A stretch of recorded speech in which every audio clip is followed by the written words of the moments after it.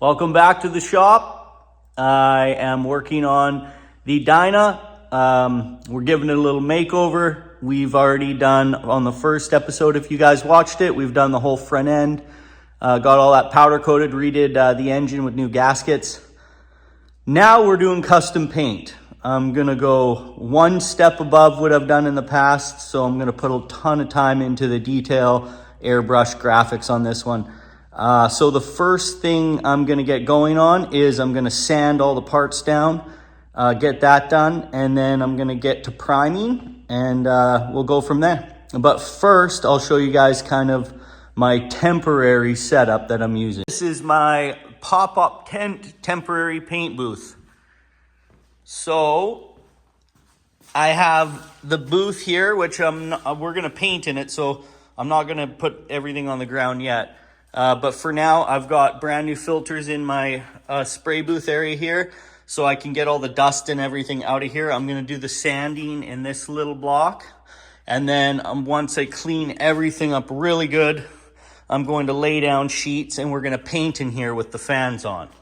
The reason for this, I've had overspray multiple times on some of the bikes where you think they're covered. You even have covers on the bikes and it still manages to get overspray on everything.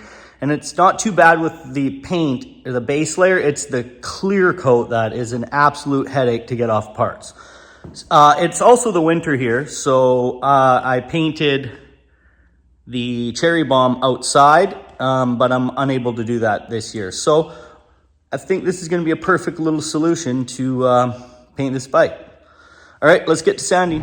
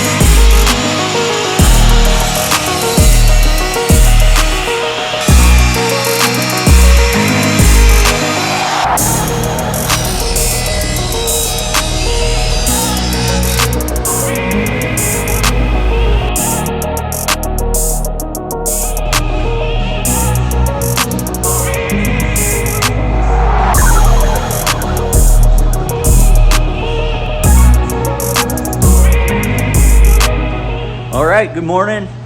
Back in the shop. I have all the parts fully sanded, complete. I just waxed and degreased them. I finished setting up my little temporary booth, and I have everything ready to prime. So I'll show you guys the stuff I'm using to start and the little setup I got going on. So, as I mentioned before, this is a little pop-up tent. I just polyed the ground, got the two fans going. I'm going to be using my powder coat rack with hooks to spray.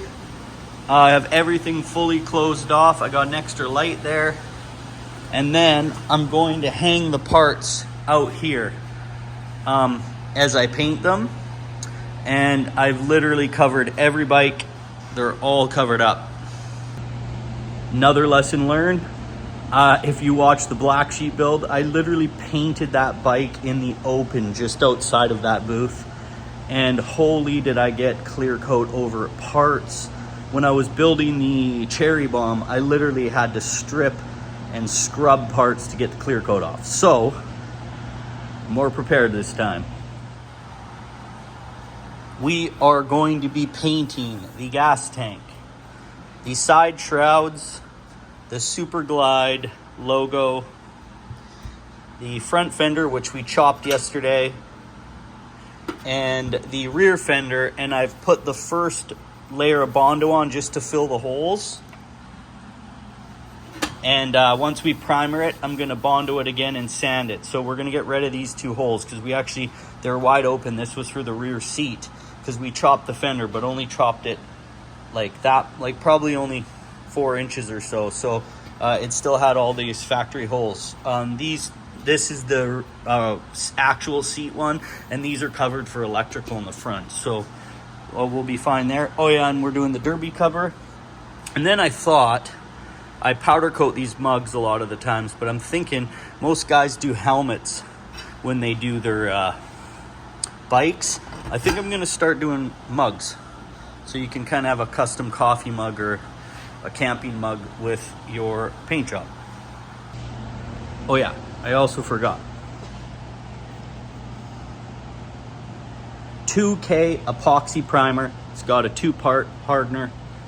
I use the spray primer just for the setup purposes. It's just easier to use a sandable 2K spray primer, and then I start using the actual professional guns for the base and all the clear and flake. All right, let's start primering.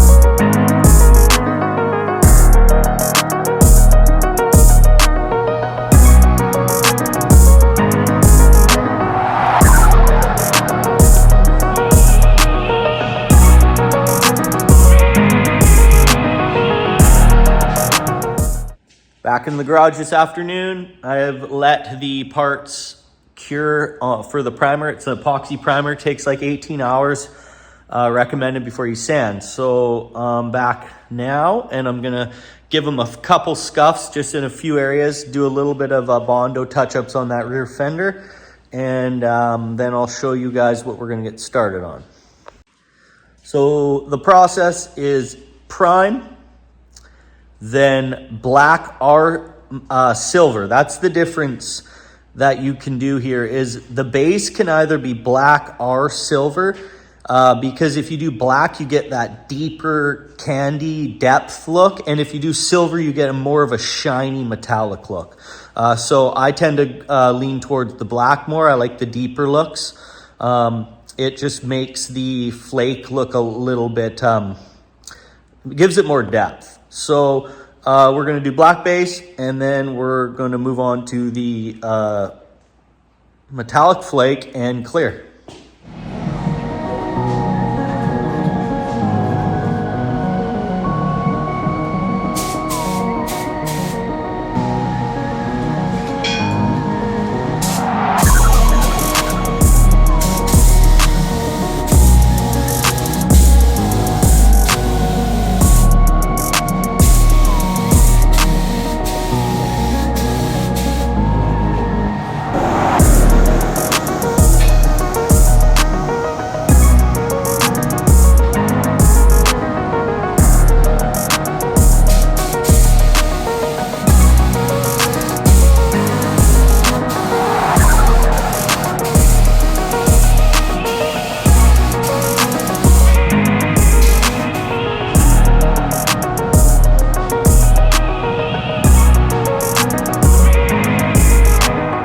Okay, black base coat is done, cured. Gonna get onto this metallic flake. We're gonna be doing 3 coats of flake mixed with clear, and then we're gonna do 3 coats of just clear. Let that harden, and then we'll wet sand that tomorrow. So I'll show the black here. So the black isn't the greatest, to be honest. Because I ran out of black and I was only able to put about a light 2 coats on. So it's not perfectly even, but the good news is the amount of flake and clear that is going on this, the flake's gonna cover 98% of the paint, and the clear coat's gonna bury and level anything. So any imperfections in this type of paint job will actually be completely hidden. Plus we have graphics, candy, airbrushing, more clear coat. You just would never even be able to see it when the product's all said and done. So now that we got the black on, let's start mixing some flake.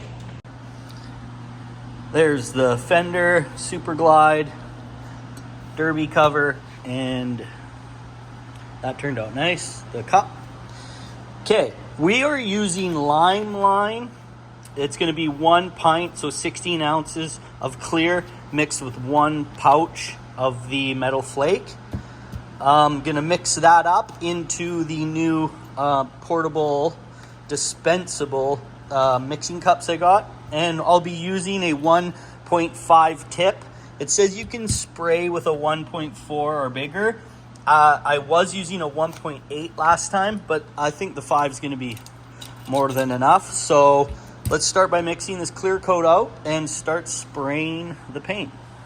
So 4 parts clear to 1 part hardener.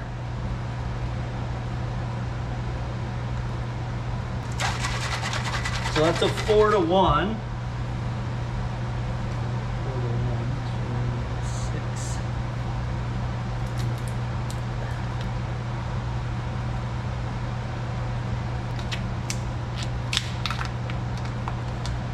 Put the flake in.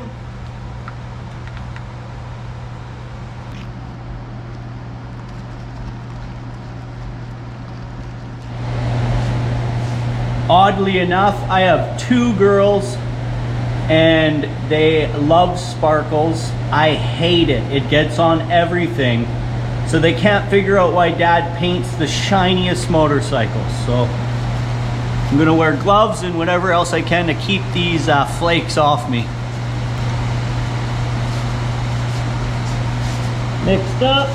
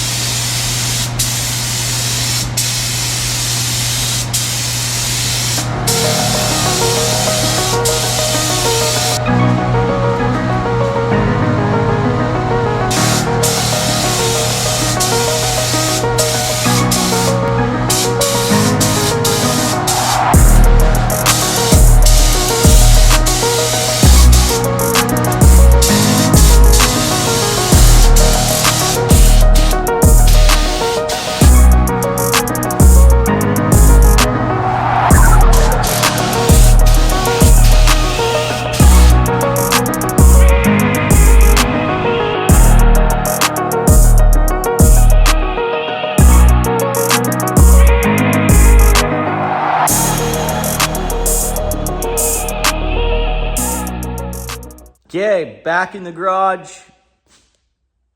Clear coats all cured. We're gonna do some wet sanding. Let's check out these parts. I think they turned out awesome.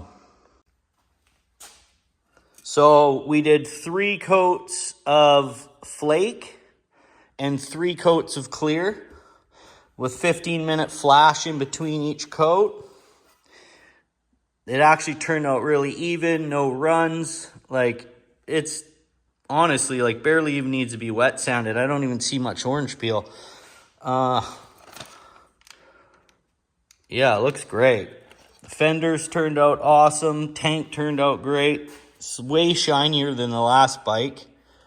Yeah, I don't see, honestly, any imperfections. And if you saw, like, any of the areas where we could see a little bit of the holes from the existing fender, definitely can't see them now. So that's the nice thing with the flake, is it does cover up nicely with obviously lots of coats.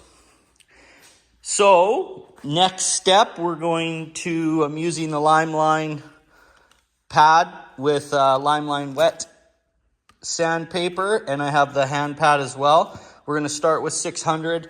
Probably might even not do 600. I might even just do 800. We'll just see, because it looks pretty damn smooth.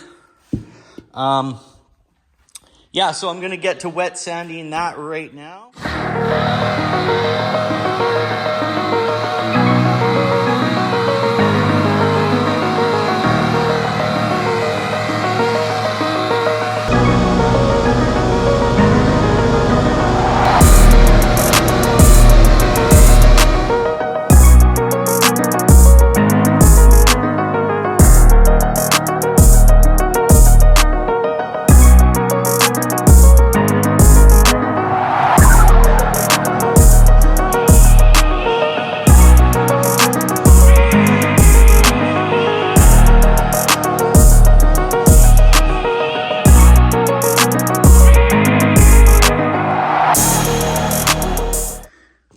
Okay, definitely gonna just knock this down to a shorter episode because the graphics and all of the detail I'm gonna be doing on this paint job is even gonna be a level up from the last one I did. If you guys have seen the cherry bomb, I put like 60 hours into that one. This one, I'm hoping to do a little less because I've gotten better.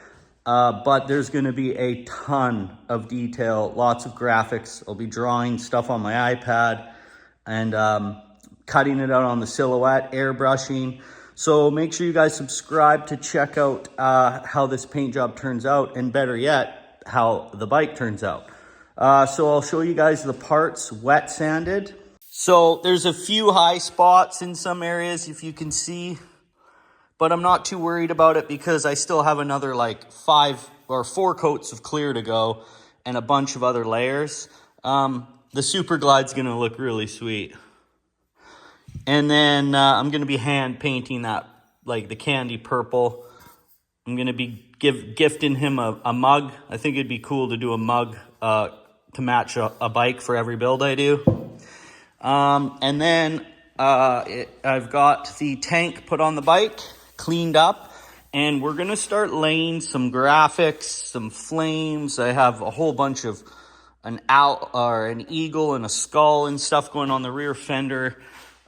Candy purple. I'm even doing a candy black. It's going, in my opinion, from what I can see in my head, it's gonna look really sweet. All right, that's going to be it. I got lots of exciting news coming up. TC Bros has been kind enough to sponsor the channel and the next major build. Can't wait to go over that with you guys. Premium bike lifts, make sure you guys go check them out. Super affordable lifts. They ship worldwide. As you guys see in all my videos, these premium bike lifts are actually amazing. I'm not into selling products really. That's not my thing, but I do believe in them and I have been getting helped out. So yeah, I guess I'll catch you guys on part 2.